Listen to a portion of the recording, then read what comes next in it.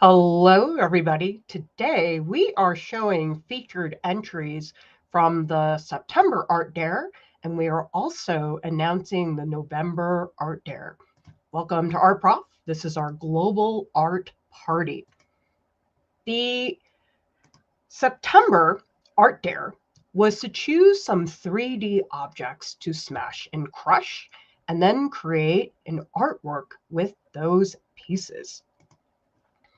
The first artist we're going to take a look at is Missa, who created this piece called All Roads Lead to Music.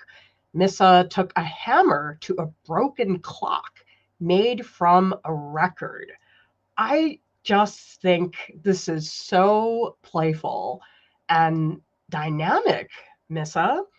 And it's really fun the way you see the individual components of the original object, where it's been fragmented and where we can see you making a new connection to explore the form.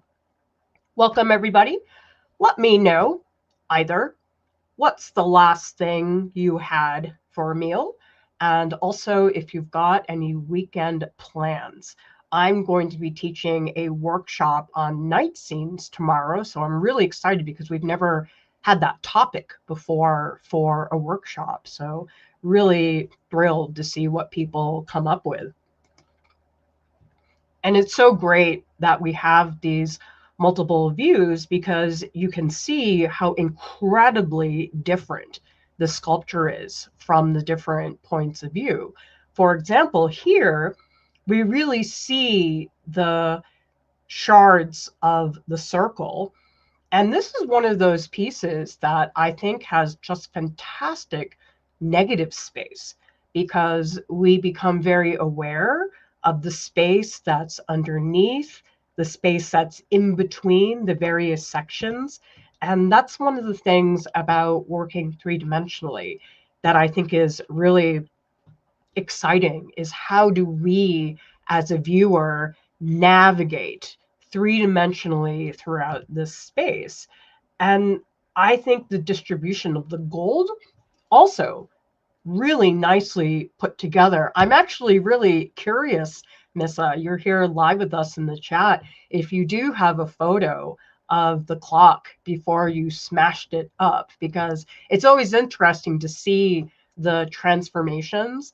Some of the entries you guys are going to look at, like this one, you can clearly see where things have been crushed and fragmented. We have a couple entries where you almost can't tell where something has been broken and smashed. So I really enjoyed for this art dare seeing that amazing range. Anna says, love this installation. Butter says, the movement, it feels like water. And welcome to Fat Squatch Evening Chat, my first Art Prof live. Let us know in the comments, how long have you guys been watching us live?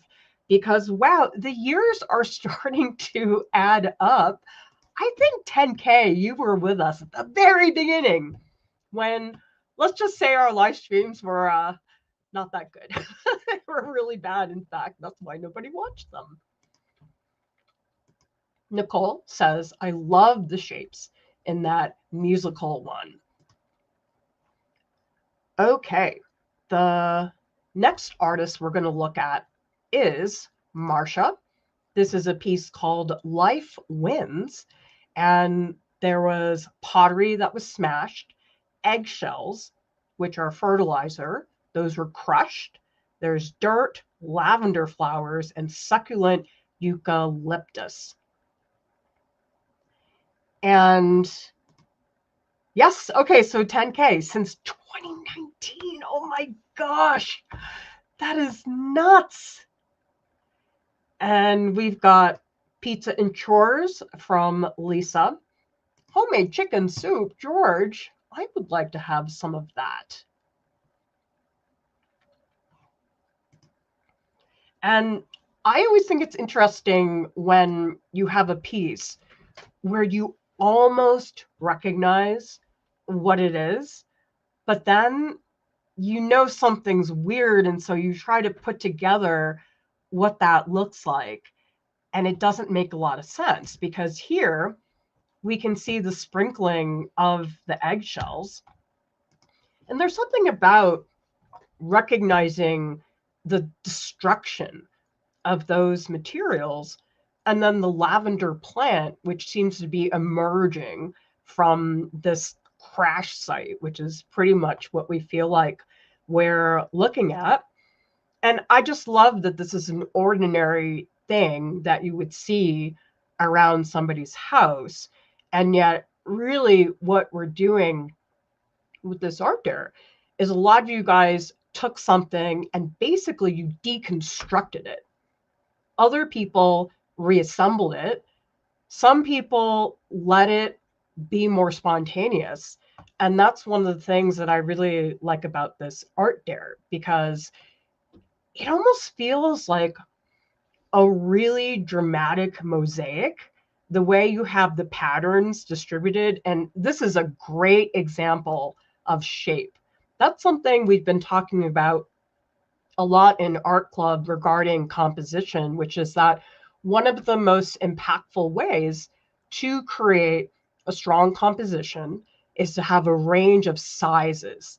And Marcia's piece really does a great job, because the brown pieces of the pot, those are pretty big. The shards from the porcelain, they're a little bit smaller. And then you have these tiny little pieces of the eggshell distributed everywhere. So as a composition, this is really pushing that idea of shape. And then the lavender plant, it almost feels disruptive. It's like there's a rebel that's like happening around all of that stuff. Yeah, Butter says the live element provides such a jarring and gelling contrast.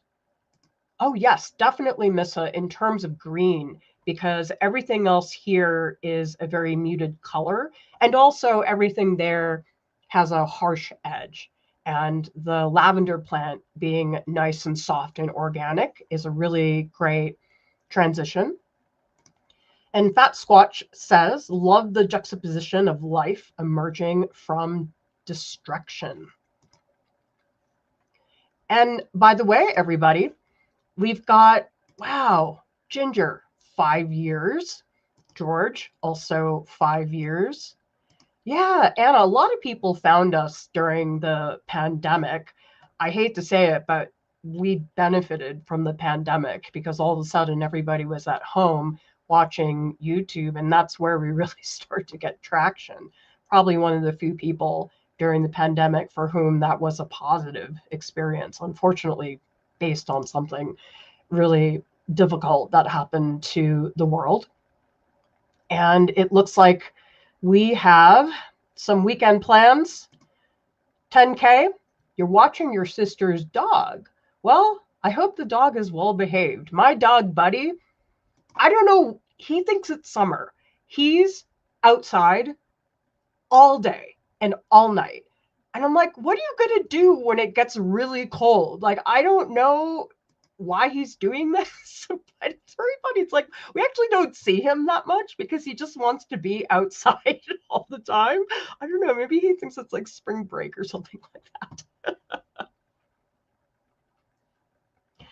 Next artist is Lisa, who I believe is live here in the chat. Lisa says it was fun to declutter the house and give things a smash. Wow, I wish that happened whenever I made art. I filmed this short yesterday about art school portfolio ideas, and I was trying to get all the materials and projects. It looks like I just took everything off my shelf. Like my whole floor looks like that. So the concept that you're cleaning the house while making artwork, to me, Lisa, that's just very strange. I think that's amazing. And I really love just the conglomeration of all of these various pieces. It looks like there was maybe one of those styrofoam heads that you put underneath it, but the way that all of the shapes they seem like they've been applied to follow some of the bone structure. I don't know if that's true, Lisa. Maybe you can tell us in the chat. But at least for me, I'm just seeing jawbone down here and the crease of the side of the nose. Maybe I'm reading too much into it. But what I'm trying to say is that the pieces that you put on the face, they seem well considered. It doesn't look like you just threw things on. For example, on the eye, I love how these pieces of porcelain, maybe, how it's almost like a roof going on top of the eyes. So you've created this really nice pocket of space that happens underneath those eyebrows. And we can see that a little bit better here. And also how some of the shards, they go up underneath the hood.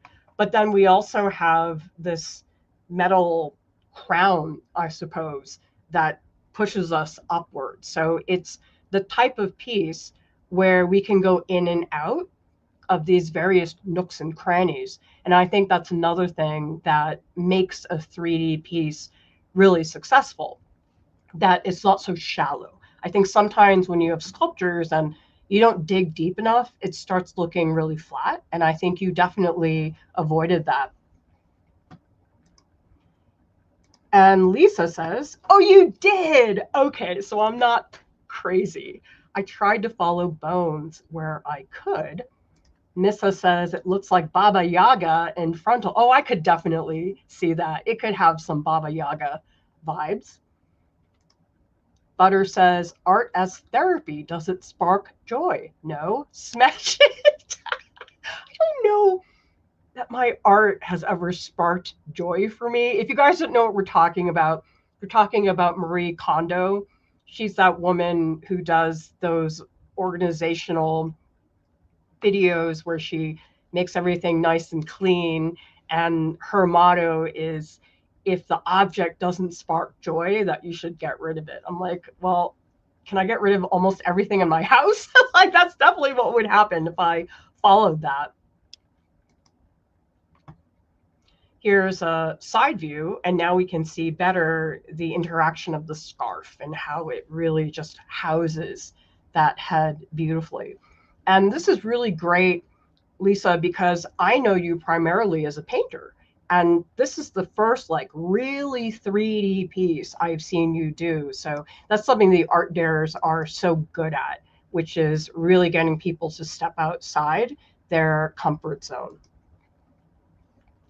A reminder that workshops are happening in November. We are doing 2 workshops, collage and mixed media, and also we are doing a workshop on composition and thumbnails. Now, the coolest thing about the workshops is that they're a great way to get your motivation back. How many people here at some point have struggled with motivation, maybe because you aren't feeling so hot about your art, or maybe you've been working for a while, but you feel like you've been getting stuck on a lot of things. I think we've all felt that. And it's sometimes hard to get that jump start again. And what a lot of people tell me about the workshops is they really enjoy being in a group. That's probably one of the best things. And it's a small group. We limit the workshops to just 12 people. So that way everybody gets a lot of attention. But I think so often a lot of you guys are working by yourself. You're not working in a group. And this is a really special way to do that without having to meet other artists or to find a community or anything like that. It's really fantastic. People are so lovely and encouraging. And I just find it's always a really lovely, positive experience.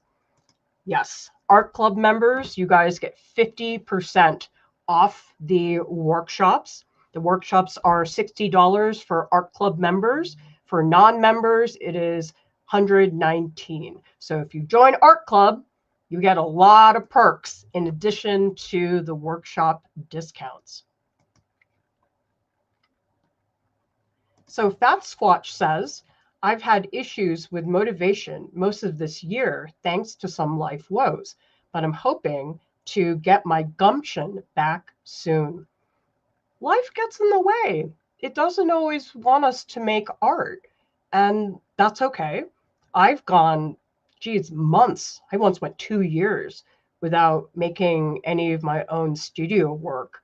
And it was hard, but I was not in a place where making art would have been positive or productive, in which case I just sort of threw my hands up and said, I'm just not going to do that.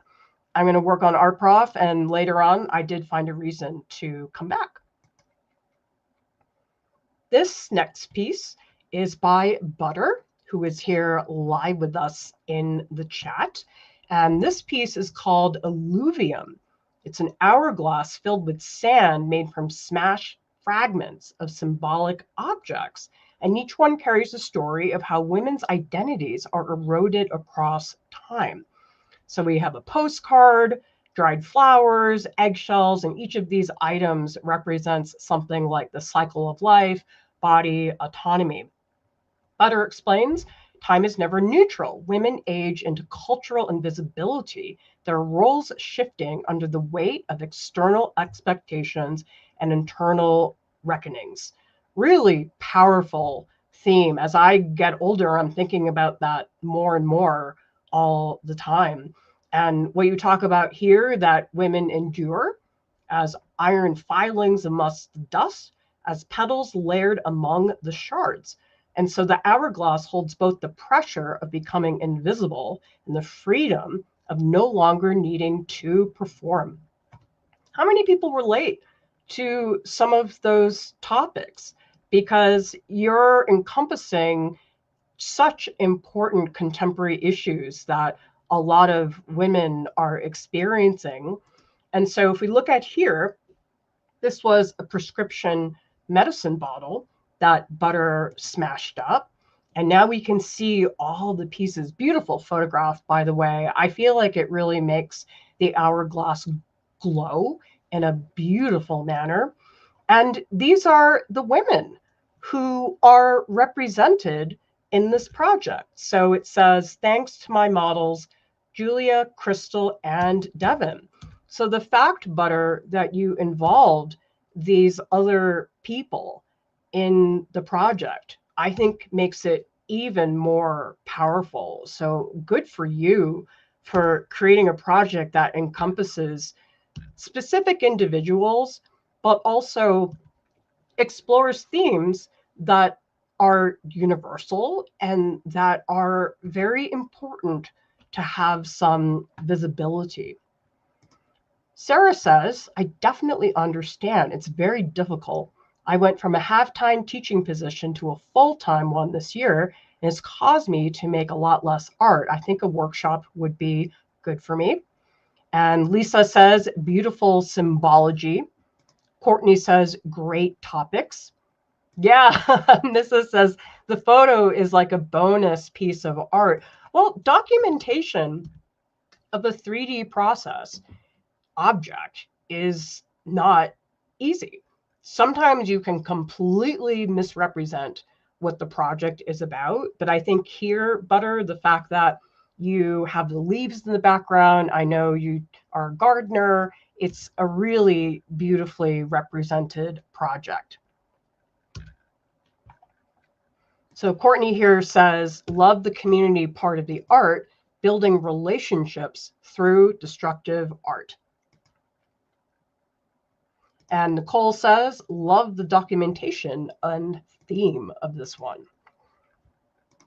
Okay, the next artist is Nita, who says, I wanted to express the feelings of being weighed down, held back by rumination, self-criticism, self-doubt, and the urge to push through regardless. Oh my gosh, I'm such a ruminator. I don't know if anybody else here is, but wow, my brain can just go in cycles like crazy.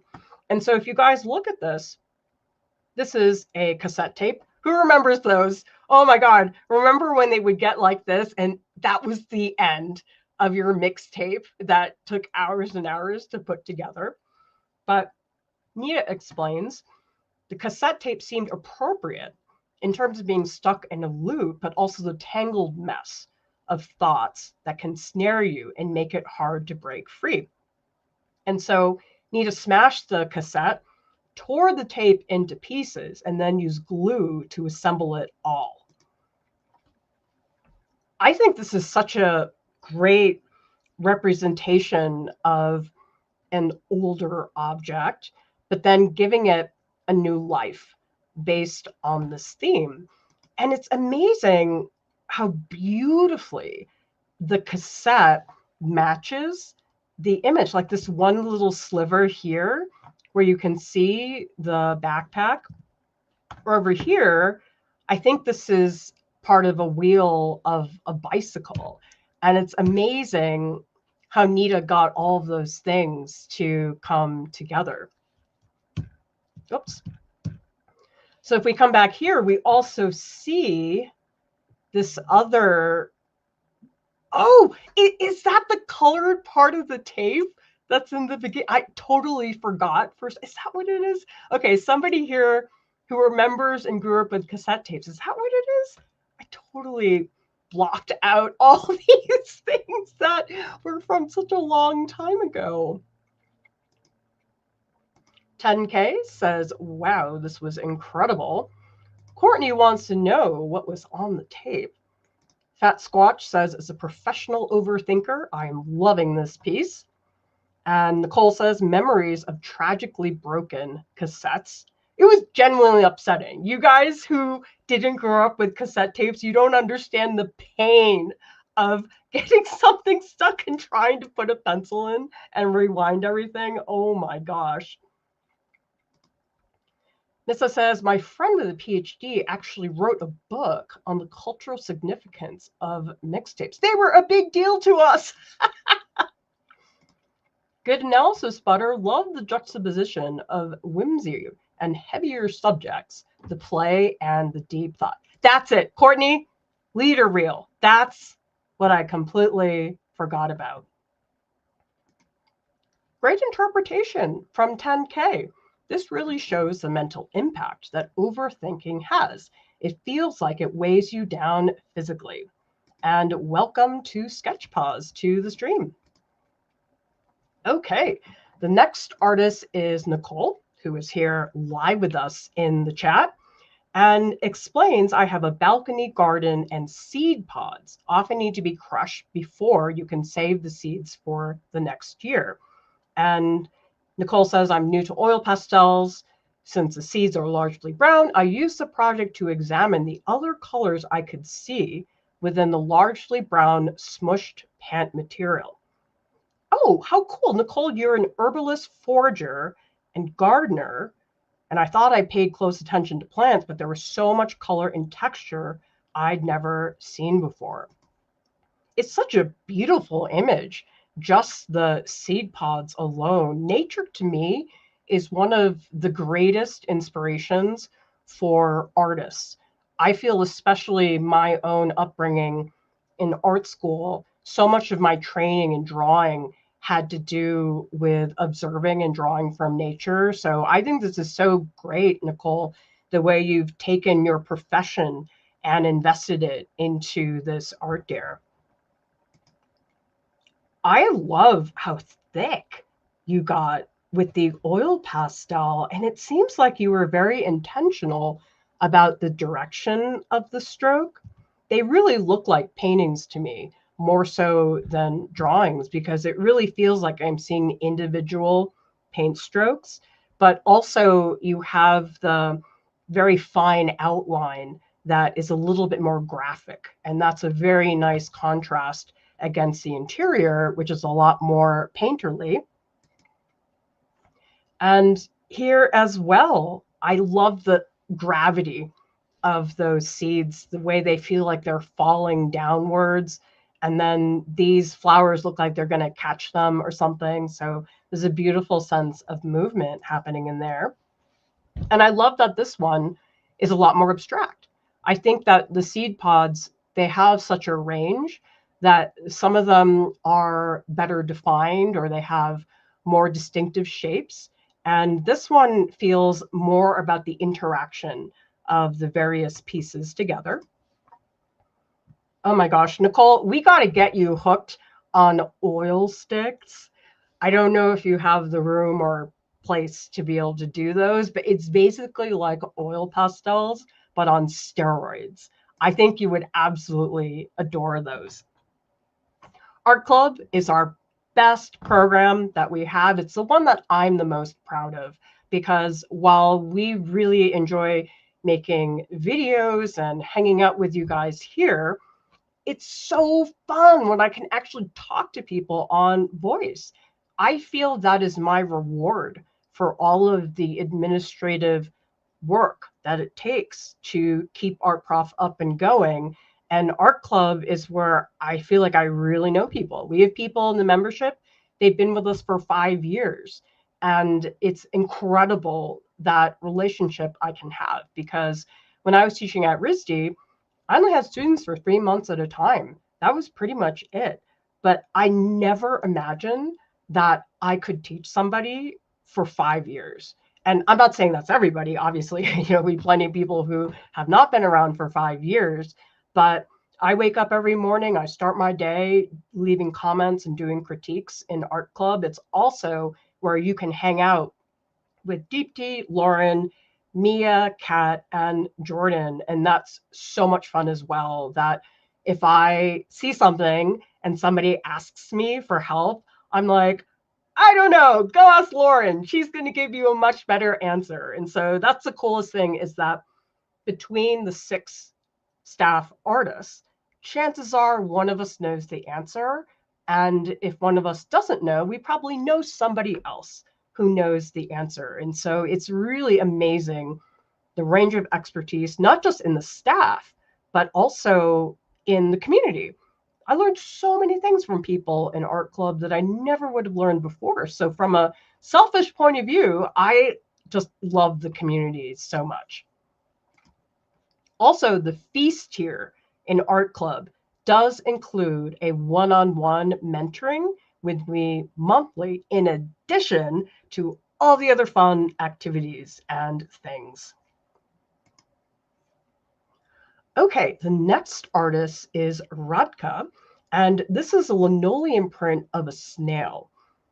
Now, we have to follow this because this is one of the pieces where you wouldn't know right away. Like, we were looking at Marsha's, you could clearly see the broken pieces. This is a very different approach. So Radka found a bunch of partly broken snail shells, and she was trying to break them and use them to recreate the snail. And so she crushed the shells, hammered the shards into the linoleum block to make indentations, covered the snail with Mod Podge, and used the shell shards to scrape it. Then she did the linoleum cutting and more hammering of the crushed shells into the lino block. I bet you guys want to see what actually happened here. So I think this was the reconstruction of the snail, but she had collected tons and tons of these little snails, and this is the smashing up of those pieces. And this then created this impression, and then this is the print. But it gets even more involved. So I think this is the part with the Mod Podge. And so you can see this like very thin impression, very subtle, soft colors. And then these are the prints that we're drawing.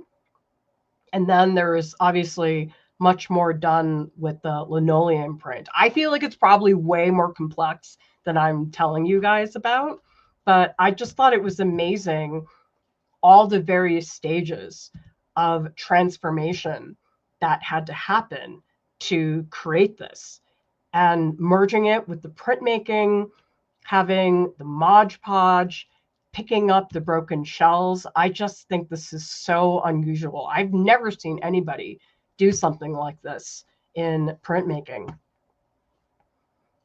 Missa says, so cool. Butter says, the smashing is so freeing. Opportunity to see things anew. And Nicole, we may have to get you hooked on printmaking at some point. Maybe Butter, you can help out with those brayer pieces that you were making. Anyway, we have a lot of printmaking nerds in Discord. But look at how beautiful. It's almost like it's got dust from outer space in the background, and then the graphic quality of the snail shell, just beautiful and elegant. Here's some close-ups. You guys can see a little bit better the different kinds of textures that came from the smashing. We've got some prizes to give out. The honorable mention goes to Radka, and the prize winner is Butter. Congratulations, everybody. I'm so proud of everything that you do. It's so inspiring for me to see all of that. A reminder, registration for November workshops just opened today. It is due next Friday. Guys want to come hang out with me in a chill atmosphere where people are nice and supportive and you get to stay at home. I mean, I love going out and meeting people and doing all that. But I think, Carolyn, you were the one who told me that you like the workshops because you can be all cozy in your own studio space. And I guess I never thought about that because it wasn't an option before. But it is really nice that you can just listen in your studio, have all your materials there. It's pretty sweet. Okay, the November Art Dare, can you guys guess, is to create a hat, either 3D or a 2D artwork that has a hat in it. You know something? I'm not kidding. I spent all night thinking about this when I was trying to go to bed. And when I woke up, I was still thinking about it because I realized, I was like, oh my God, I didn't figure out what the next Art Dare is. But my colleague, Wendy Seller at RISD Foundations, she used to teach 3D design. And one of her assignments was to construct a hat. I think it was from cardboard, but you guys can use whatever materials you want. I once went to my mother-in-law's, the Bread Fairy, for Easter, and she just had all these paper plates and scissors and ribbons, and she's like, let's make a bunch of hats. So making a hat or a painting or drawing of a hat, it can be really playful. And there's such an immense history of hats in so many different kinds of cultures. Like this, oh, that's not Degas. Sorry, apparently I totally mislabeled this slide. This is a carved hat in wood, and it's on the Art Dare page, so it's correctly done there. I'll have to fix. Sorry, guys. But I'm wondering, how many people wear hats? Because the only time I really wear hats is when I need sun protection, when I'm hiking.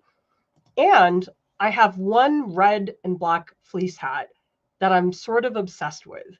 And it was my sister's hat. And I just started wearing it because I liked it. And so now it's my hat. But it's interesting because hats have changed so much over time. And I feel like people don't really wear hats the way they used to wear them, as in the 1920s. Like if you watch a movie, I watched a movie with Fred Astaire, and one of the things I noticed right away is like, wow, everybody's wearing a hat. Like you don't see that now. People wear hats, but this was like every single person in the street was wearing a hat. And also people used to always have hat racks, and I don't feel like you see those very much either. But one of the things that I really enjoyed looking at these hats was all the different materials. Like that last one was carved in wood, and this one is made out of a spruce root and then has this beautiful pattern on top of it. So I encourage you guys to get excited about the different types of materials you can use. And then another funny thing is just think about the narrative role that hats can play.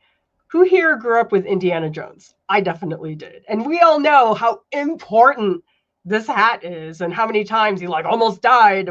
Oh, I had to get my hat. So I think sometimes it does really become a part of somebody's personality. It can help tell the story. I don't know if anybody's seen that book. I think it's called Caps for Sale. I should have put a slide in here, but it was a kid's book that I grew up with. And this guy who just wore like 50 hats walking around selling them. So Courtney says almost never. Yep, same thing with Fat Squatch. Ginger wears them outside. Nicole wears torques in the winter out of necessity. Okay, Butter wears one for work. Baseball cap for George. Well, the question is, George, which baseball team? Better not be Yankees, because I'm a Red Sox fan. Sorry, Yankee fans. Anna says, only if I have to. I have sensory issues with things or people touching my head. Yeah, people have such different reactions for hats. And I don't wear it other than for practical reasons. Like I don't want my ears to get cold. I don't wear it for fashion. But I think for those of you guys who end up doing a 2D artwork of the hats, it's such an amazing shape depending on the size, because usually we're just looking at the portrait, but it's like here the hat is like 4 times the size of her head. So I feel like this is a really wonderful opportunity for you guys to explore shapes and how they could help you frame somebody's head. Look at this. This is Iroquois, and the beading is just gorgeous. So there's no end of inspiration from history and contemporary designs. Yes, that's definitely me, Fat Squash. Yeah, that was the golden age of movie soundtracks. There's no movie soundtrack like that. Oh, you too, 10K. For Caps for Sale. Also, Nicole and Anna. Okay, looks like some of us are all from the same generation. Turtle says there's a book on how to make a hat out of a cucumber. Oh my gosh, how do you do that? I'll have to find the video. But Lauren told me that she saves her cat hair and makes a hat out of it. There's actually a book that's how to make cat hats out of their fur. I was like, wow, this is very impressive. Oh, good. George, just checking. Red Sox fan all the way, forever. Butter says there's that guy who makes all aluminum foil caps for social media. Oh, we're going to have to compare notes. So this is a very famous hat maker, designer, Philip Treacy. Sorry, I didn't look up how to pronounce the name, but I love how some of the hats, they really look like they're moving, like they're defying gravity. I thought this one was just extraordinary. He does a lot of hats for celebrities and stuff, so things that are like really melodramatic. And then I found these very funny. These are these vintage illustrations which have 60 different hat designs on a single page. And it's really fun to look at because you start to see all the different shapes, the textures, the stripes and everything. And so you guys can look these up and share them in the Discord, because it's a great way just to look at a lot of hats really quickly without having to look at individual images. And Butter says, cat hair felted hats. Oh, you know that one? I don't have a cat, so I don't know about these things. Nicole says, not a fashion person, but I like all the Givenchy hats at breakfast in Tiffany's. At Tiffany's. Aw, Anna, you're a Yankees fan. Well, George understands me. Coworker served in Iraq. A group of natives found out he was from Boston, got excited, and started chanting our favorite line in Boston, Yankees rhymes with luck. not the one that starts with an F, but anyway. Also, I thought it was really interesting how hats become part of the outfit and how various patterns are maybe repeated or shifted in the hat so that way it matches the dressing and so forth. It's pronounced Tracy. Okay, thank you very much for looking that up. I like how you guys are my research team. And there's also, of course, lots of depictions of hat shops. This is one by Degas. And then, oh my gosh, Kate Middleton. I have like a major girl crush on her. I just like love her. But she has the most incredible range of hats. So I always love seeing her fashion to begin with. But it's so cool because she has like literally every color, every shape that's out there. And I always think about the size of the hat in relation to the head. Like, for example, this red one here is like really, really large. But then you look at this one on the side and it's like way, way smaller. So I always like seeing what is that proportion in terms of the size of the head in relation to the hat.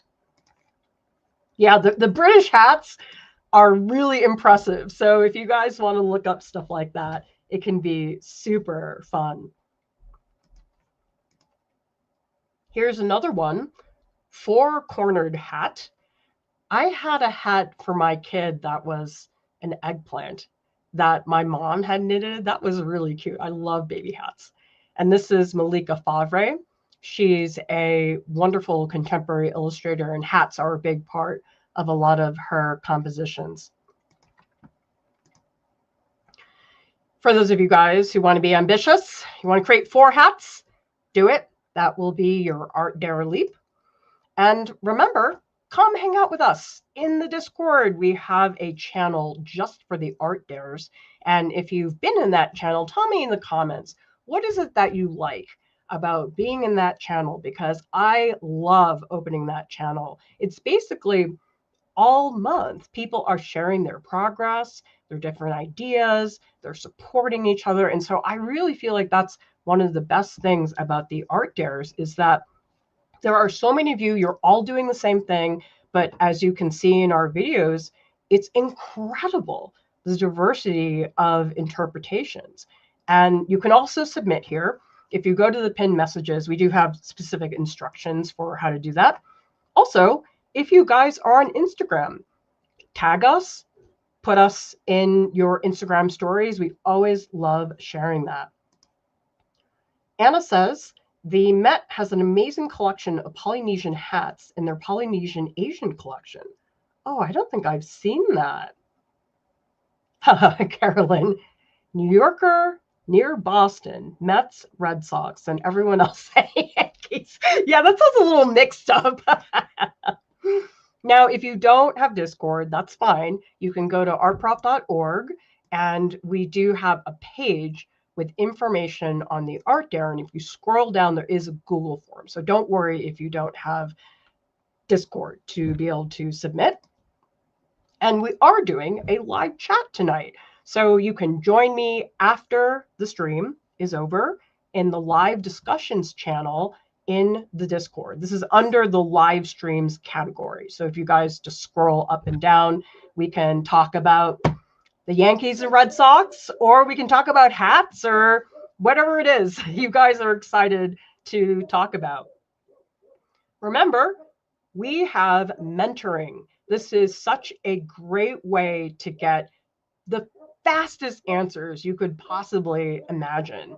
And I like mentoring sessions a lot because we can really focus, target very specifically what are the things that you want to work on. Because don't get me wrong, I love live group mentoring. We do it all the time in art club. But I know for some people, there are things that you would maybe be embarrassed to talk about in front of a group, or maybe your situation really needs particular custom things that would be too involved to talk about in a live group mentoring session. So I've had a really great time having very in-depth conversations with people. And another reminder that we have workshop registration. Art club members get 50% off on the workshops in addition to all the other perks. And you want to register by next Friday, because otherwise the workshops will not run, and we would not want that to happen. Thank you so much for watching, everybody. I will see you in the Discord.